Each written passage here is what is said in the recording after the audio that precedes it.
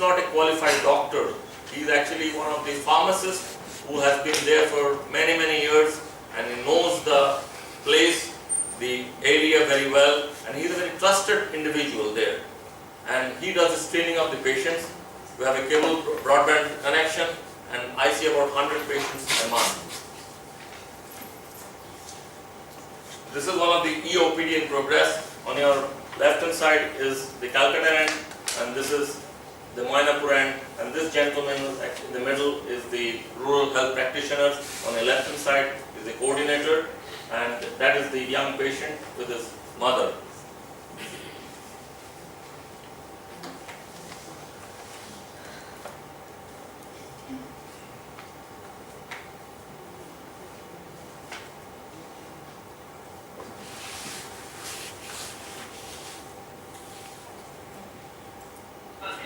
I'll just show you a little video. So, এখন এই মুহূর্তে কি হাঁটাচলা করতে পারছেন?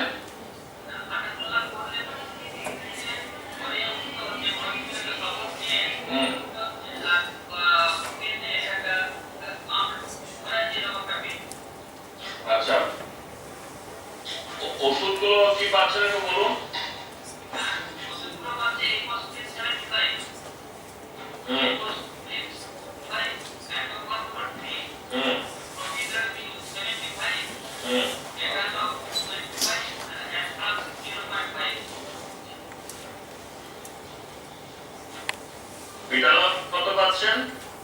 So, this was one of the little consultations which we do. It lasts about 10 minutes for each patient, and I send an e-prescription over to them, which is given out to them.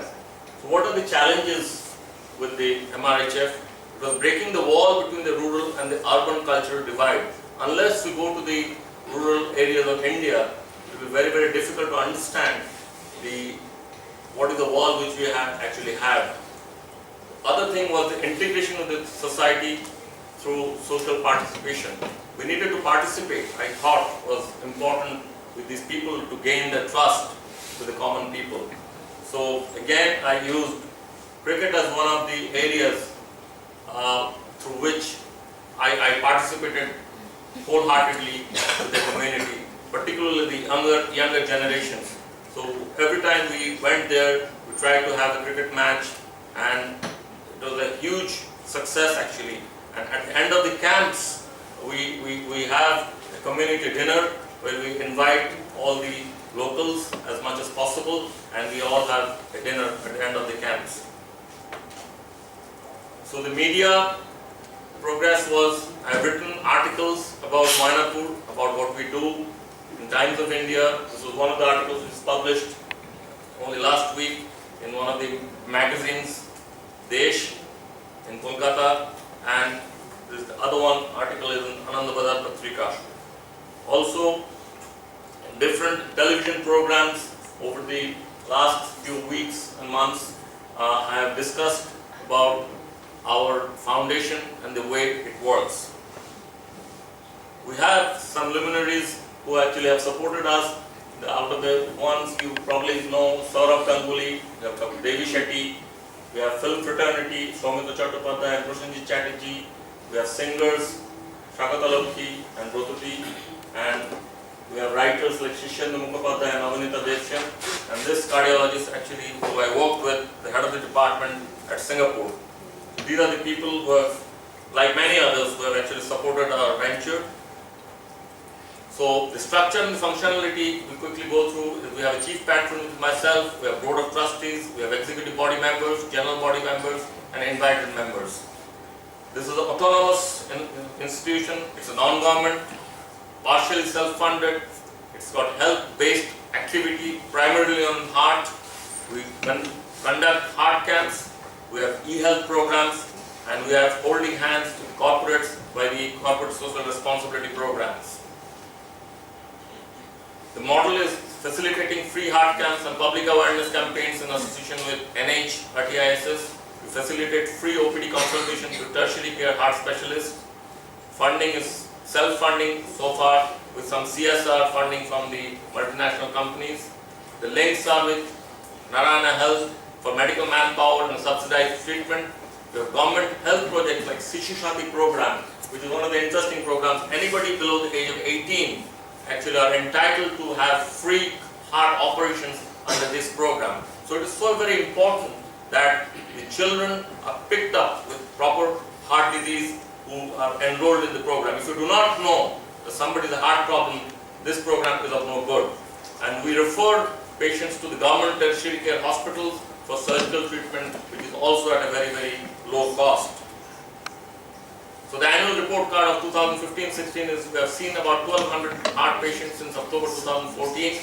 The EOPD started twice a week, seeing about 40 to 50 patients a month, and approximately 2,000 heart patients per year would receive access to tertiary care heart facilities, and we have health awareness talks prior to each camps.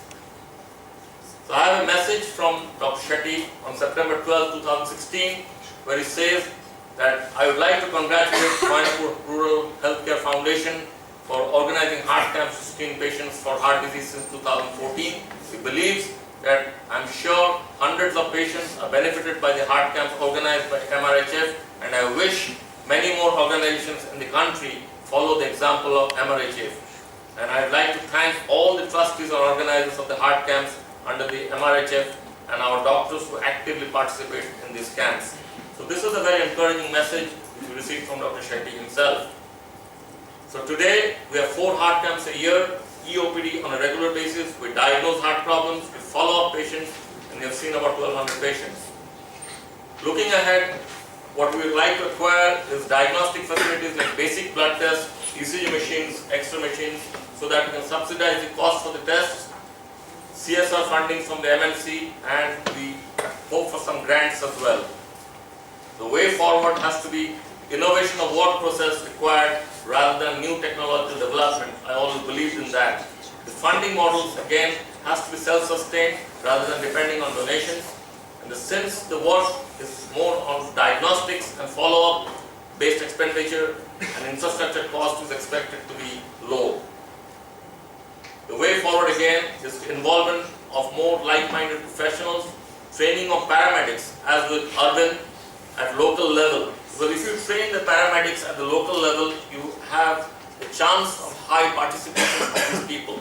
If you have people going over from cities, the chances that it will probably wean off after a while. So that we are already tying up with some government institutions who are going to train these paramedics. Need to identify specialty hospitals who provide quality care at a subsidized cost in the vicinity, and obviously the micro insurance, which is one of the very important areas which Dr. Shetty's model had very successfully done in Bangalore with the farmers. This is the untold story before I sign off. This is a 12-year-old girl who came to see, who came actually with her grandfather who needed to be shown in the camp, and she was just presenting a flower to me. So when I saw her, I thought she was a little underdeveloped for a 12-year-old or 11-year-old girl. So I asked her father as to how is she, and he said that she was absolutely okay, except that she didn't participate in any sports or any activities in the schools. So when I examined her, I found a murmur in her heart. This was the first time actually any doctor has seen her. And then we brought her over, we did an echocardiography, and we found that she actually has a hole in the heart. She came with her grandfather, and now she was a patient. She has been operated last month under the Sishu Shati program without any cost, and she is well today. This is one of the stories which I thought I'd like to share with you, and many more stories of the similar kind are going to evolve in the next few years. So to conclude, this is a very humble beginning, and this journey is to continue. Thank you.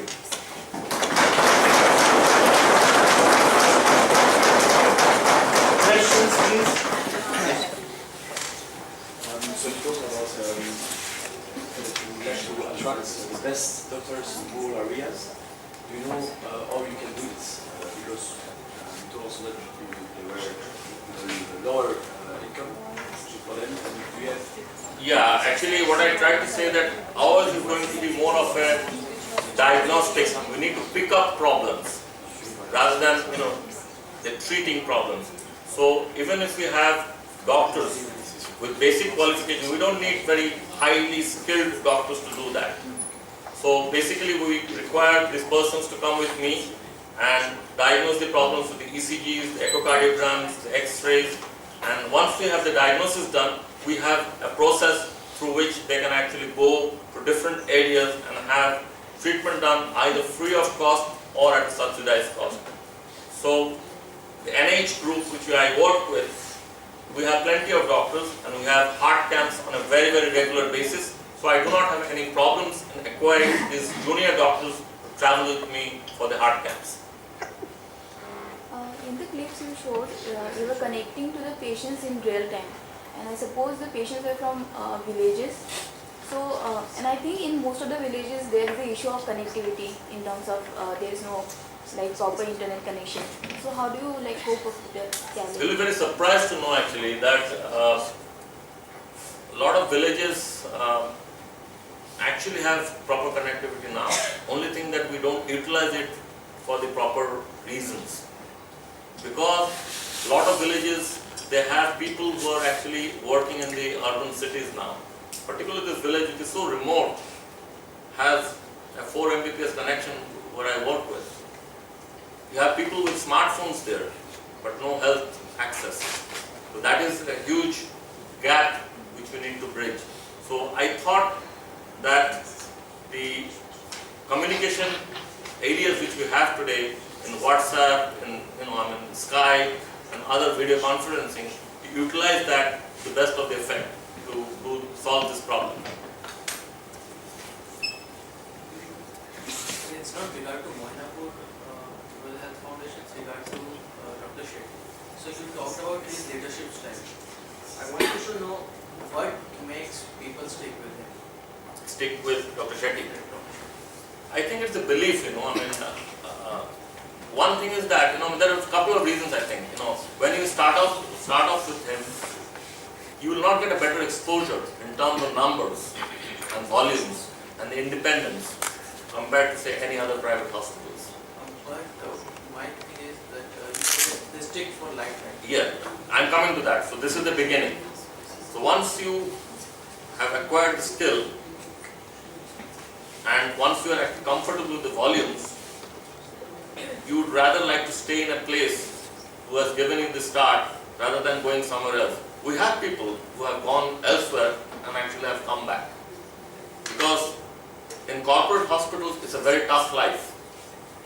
But I don't want to, say all these things, but there are few difficulties which people face in typical corporate hospitals, where you have targets to achieve, and I don't believe in medical targets.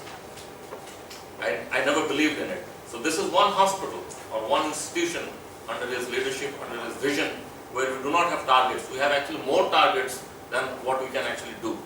The workload which we have is much higher compared to any other hospitals in the country, I would believe, in the private sector.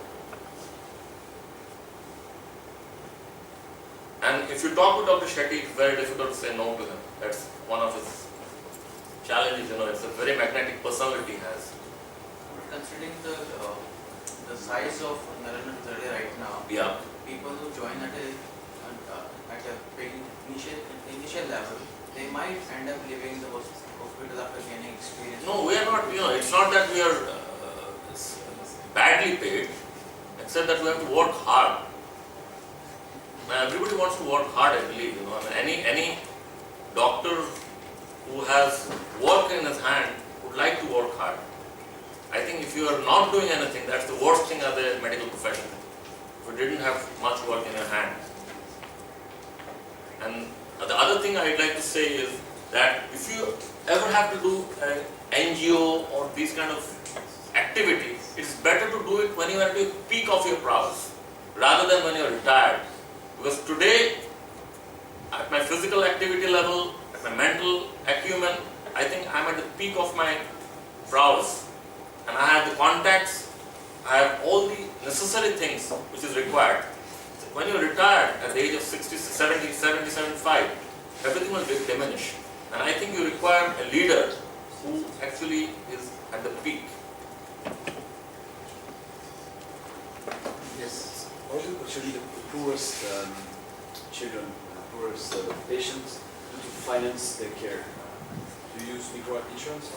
No, as I mentioned, for the children we don't have a problem because we have a government scheme where every child under the age of 18 is assured of free heart surgeries, and those surgeries are done in private hospitals and government hospitals. So there is no issue on that at all. All we have to do is to pick up and to diagnose the problem, and from there on there is a process which is absolutely free of cost. Now coming back to the organization structure, the structure of Narayan Vidyalaya, you are saying that everyone is not given any target or they don't have any set objectives to meet. Then Financial targets, I meant. We don't need to think about that. We need to see patients, we need to operate, but we don't have any financial targets to meet. You probably know what are financial targets in hospitals. There are pharmacy bills. We don't need to mention those. Some of them are fictitious, discovered only after the patient dies. So that's part of the We walk into the hospital, put our scrub suits, and by the time we are finished, it's evening. We don't know actually anything else. When we meet with administration, it's always actually about putting pressure on them to subsidize things. It is not the other way around. then how is it if we are putting pressure on them, then how is it financially viable? That's up to you to solve. No, but It's a volume thing. See, at the end of the day, as I mentioned, when you are spending 5 crores on a machine, just imagine that you are putting up a cath lab in a hospital which is going to cost you about 15-20 crores, and 5 crores you are going to put on the machine. And today, Narayana Vidyalaya has the power of actually not buying that machine at all. They just park the machine there and you profit share. Again, in that parking a machine, what I have believed is like renting a machine is... It's not rent, it's a kind of profit share. it's volumes. With Arvind, with Narayan Vidyalaya, it is a volume game. If the volume is not there, the whole thing will collapse. I think it's volume, and the other thing is inspiration. In this course, we can actually talk about the fact we have management theories of motivation. But what is at play here is inspiration. As Dr. Dev said, Saint Teresa, Mother Teresa rather, inspired Dr. Devi Shetty. And he dreamt in his own way. So after that dream, and see how he's catalyzed it. Dr. Dev could have just been a good doctor in RTIICS, very successful. He's already a very successful cardiologist, very well known in India and the world, and presented papers at conferences. Instead, he is going to rural Bengal, trying to set up a new experiment. If that succeeds, it could be a scalable model for the whole state, for many remote villages. So see the catalytic effect of one leader, one Mother Teresa catalyzing so many things.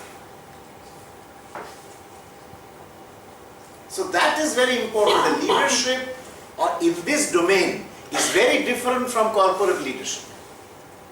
It's a virtuous cycle you build. He's saying that you put pressure on administration to subsidize. So there is a constant thing, how can I do more for the poor? How can I do more for the underprivileged? How can I stretch my resources? This is a lovely environment to work. Yes, absolutely. Because you see, when we talk about subsidization to the management, the first thing they will hit me is on my fees. And if I am prepared to actually forego the fees, you have very little chance of saying no to me. Yeah. What are the possible challenges of e-health care system in developing countries? Or do you think this is the only way forward? Yeah, because given the disparity of the number of doctors required by the World Health Organization, WHO, and the number of doctors we have, I believe, and the other problem is that people or the doctors from the city don't want to go into the rural areas for different reasons, for different valid reasons. So e-health is something which I can sit at the comfort of my chamber in my hospital, and they are sitting at their end, and we can discuss the same thing. That's number one. Number two, for a 15-minute consultation, you have to travel say 200 kilometers from where you are. to see me in my outdoor, in OPD. And what you're doing is in fact cramming up spaces for more new patients to be seen. If I see 50 patients, because I have a limit of how many patients I can see a day, maybe 50, maybe 100. Out of that, if 70% patients are my old patients, then you are actually depriving 70 more new patients to be seen.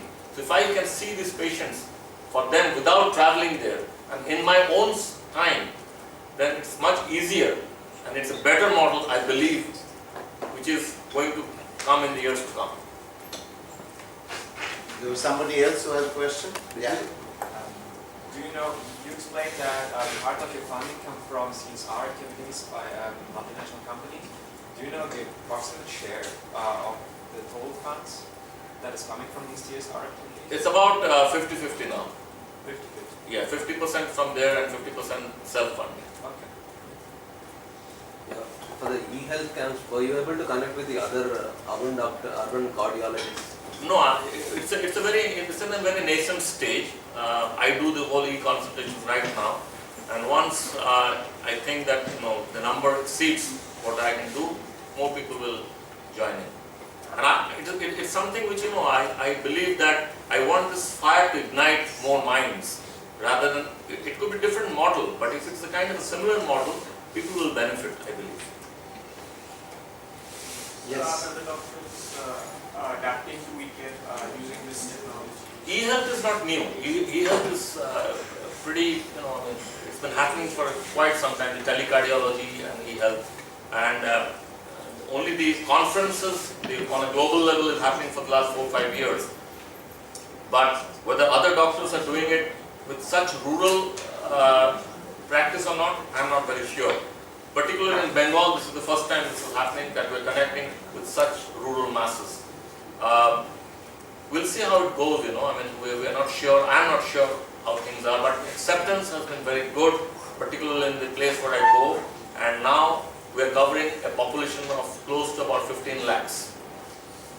The area from where the patients are coming now, but to this particular Mayapur area. Yes. So another challenges of e-health will be most of in doctors, you need them to have personal touch and see how in person that is. And suppose a person needs additional care, how do you look after that after e-health? If you're not able to diagnose or within those 15 minutes, how do you see that follow-up happens, or how do you see the person? Yeah, I mean, what we are trying to do is get these patients to our hospital. And this particular village where I go, they have a bus service which comes from the village to Calcutta twice a day.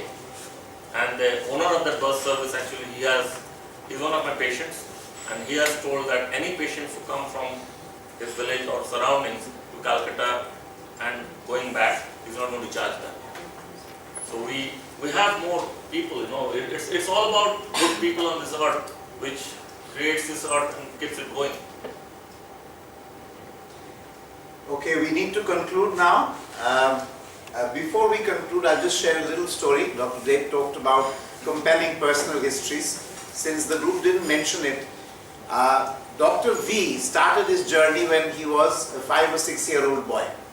In the village, in the house next, a pregnant woman died. And that made that little 5-year-old, 6-year-old child sit up and think, why does a lady have to die while giving childbirth? So much so that he persisted. He persisted so much that he became a trained obstetrician. And look at that, his rheumatism, which would have crippled anybody else, didn't cripple him. He started after retirement and built the largest eye care facility in the world. Look at today, Dr. Devi Prasad Shetty, personal physician of Mother Teresa for a few years, created a vision that went far beyond his original scheme of being just a good cardiac surgeon. It's benefiting so many people in this country and even beyond. And more important, look at the catalytic effect that it's generating.